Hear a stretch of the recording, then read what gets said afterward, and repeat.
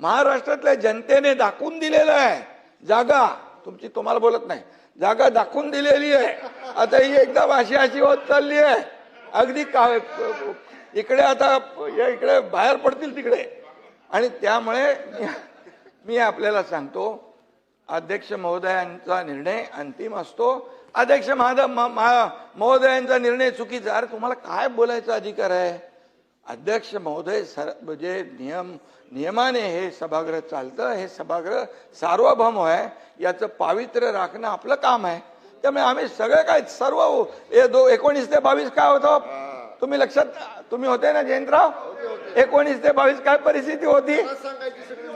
उत्तर द्यायला कोण सांगायचं? अरे बाबा, सभागृहात तरी बसायची का लोक? सभागृहात तरी बसायचे का? अरे म्हणून मी सांगतो, जरा थोडं मागे वळून बघावं, आत्मपरीक्षण करावं आणि आत्मचिंतन करावं. जो जो जो जो शीशे के घर में रहते और दूसरे के घर पे पत्थर नहीं फेंका करते. समजून सांगा जयेंद्र, समझ के लेने दो, नहीं तो पूरे. पाटील साहेब, अरे नाही आहेत ना, जरा समजून सांगा शेजारी. समजून सांगा. ठीक आहे. अरे ते तुमचे हे कुठे गेले, मित्र कुठे गेले? वडेट्टीवार साहेब, हे बाकी लोक कुठे गेले? घरी गेले. घरी गेले का? इकडे येत आहे. अध्यक्ष महोदय, इकडे या. मगाशी मी सभागृहात नव्हतो मी मगाशी ते चर्चा चालू होती ती. मंत्र्यांनी मला सांगितलं आणि तुम्ही तसे निर्देश देखील दिलेले आहेत.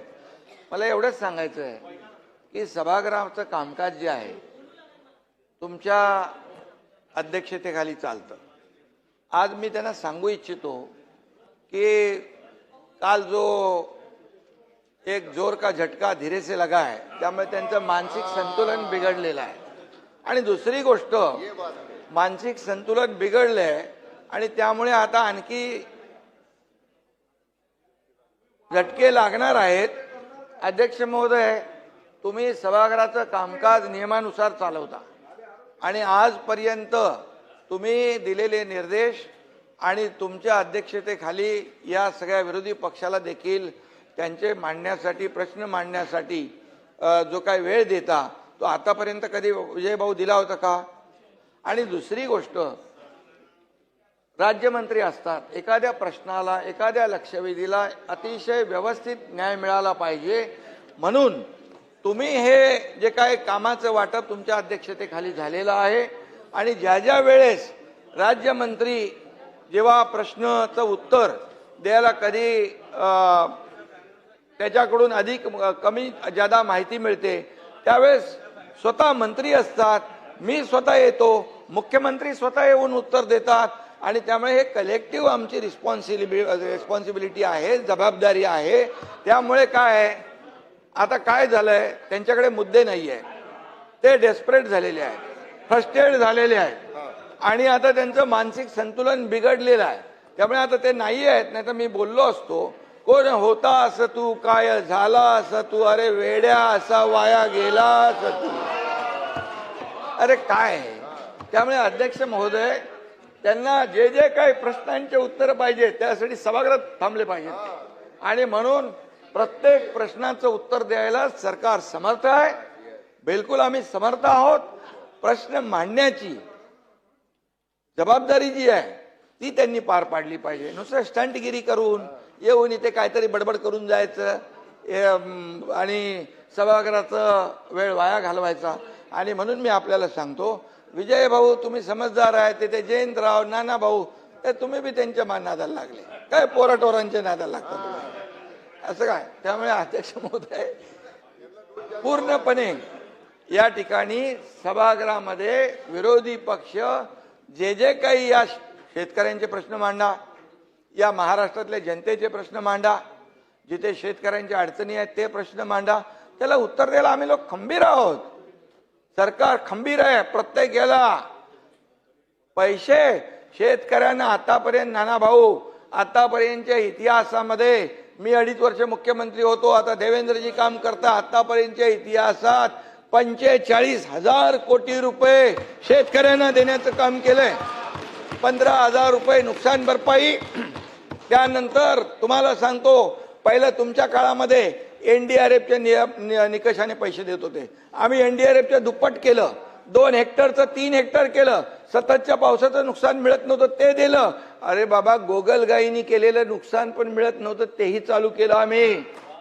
6,000 रुपये प्रधानमंत्री मोदीजी देतात, 6,000 आपण चालू केले महायुती सरकारने. हे लक्षात ठेवा ना तुम्ही. आणि त्यामुळे काही पैसे नाही दिले, काहीतरी शेतकऱ्यांवर अन्याय केला, हे खोटं नाटक चालणार नाही.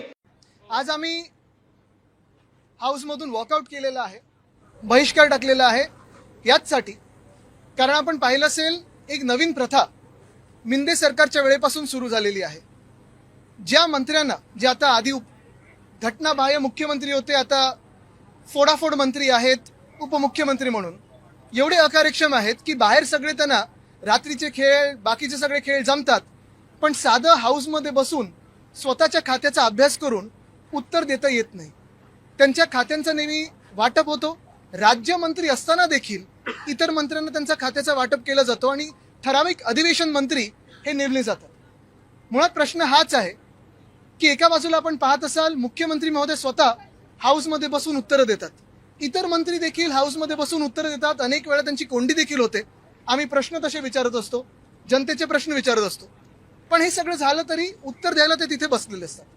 पण एक मंत्री जे अकार्यक्षम आहेत, ज्यांना कार्यपद्धती सांभाळता येत नाही, कार्यभार सांभाळता येत नाही, ते मिंदे, एकनाथ मिंदे, हे नेहमी उत्तर द्यायला घाबरतात आणि हाऊसमधून पळायचा प्रयत्न करतात आणि म्हणूनच सगळे खात्यांचा वाटप केला जातो.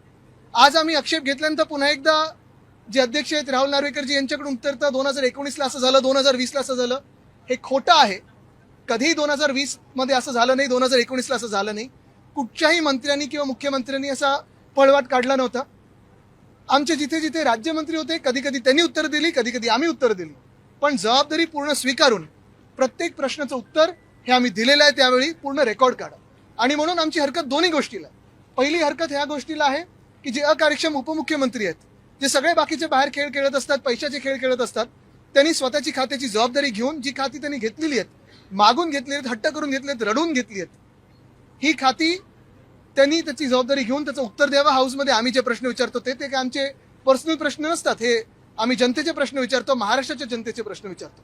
आणि दुसरं म्हणजे जे अध्यक्षांनी खोटं बोललेले आहेत, चुकीचं बोललेले आहेत की 19 आणि 20 मध्ये पण असं होत होते, ते रेकॉर्डवरनं काढावं. उगाच त्या खुर्चीवर बसून त्यांनी घाणेरडं राजकारण करू नये. एक वेळेला सभागृहातून वॉकआउट याच कारणासाठी केलं होतं की विरोधकांना बोलू दिलं जात नाही आणि मंत्री उत्तर द्यायला उपस्थित. आमचे माईकच सुरू नसतात. अर्ध्या वेळी आपण पाहिलं असेल, आम्ही जेव्हा हरकत घेतो, पॉइंट ऑफ प्रोसिजर विचारतो, ते होत नाही. आमचं ऑफिस अजून दिलेलं नाहीये. मुख्य गोष्ट हीच आहे की हुकुमशाही चाललेली आहे आणि नुसतं आम्हाला सगळंच माहिती आहे आणि आम्हीच सगळं चालू शकतो, ह्या थाटात सगळं चाललंय. पण हे सगळं होत असताना मी परत एकदा विचारतो, जर मुख्यमंत्री स्वतः उत्तर देऊ शकतात एवढा सगळा कारभार सांभाळून, म्हणजे कारभार काही चांगला नाही सांभाळतात पण तरी पण सांभाळत असतील जे काही, तर मग उपमुख्यमंत्री का घाबरतात तिथे बसायला?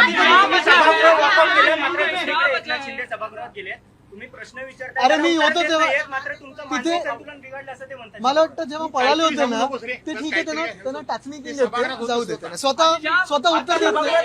ऐका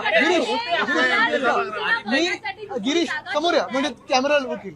पहिली गोष्ट म्हणजे एकनाथ मिंदे समोर बसल्यानंतरच मी सांगितलं की तुम्हाला उत्तर देता येत नाही, तुम्ही घाबरता उत्तर द्यायला.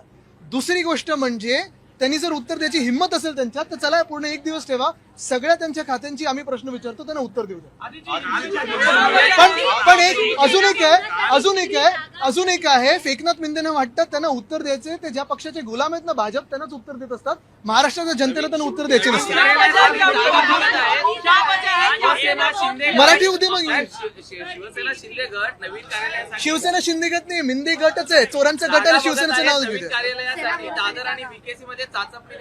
ते आज मला वाटतं त्यांनी मध्य प्रदेशच्या मुख्यमंत्र्यांना फोन करावा. उज्जैनचा जो जमीन घोटाळा झालेला आहे तिथे त्यांना मोठी जागा मिळू शकेल, कारण हे घोटाळेबाज तशीच जागा शोधतील. अशी माहिती मिळते की जो निधी त्यांना दिला तो वापरातच आला नाहीये.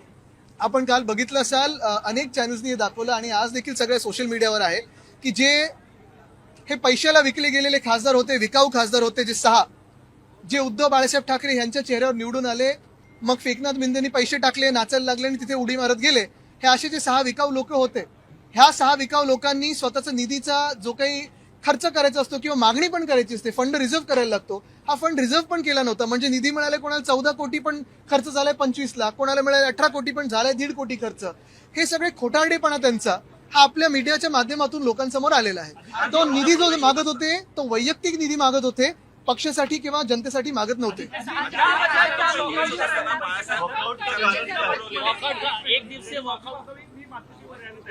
मला वाटतं माफी आम्ही जनतेची मागत आहोत, कारण ह्या नालायक लोकांना आम्ही तिकीटं दिली आणि ह्या विकाऊ लोकांना आम्ही तिकीटं दिली.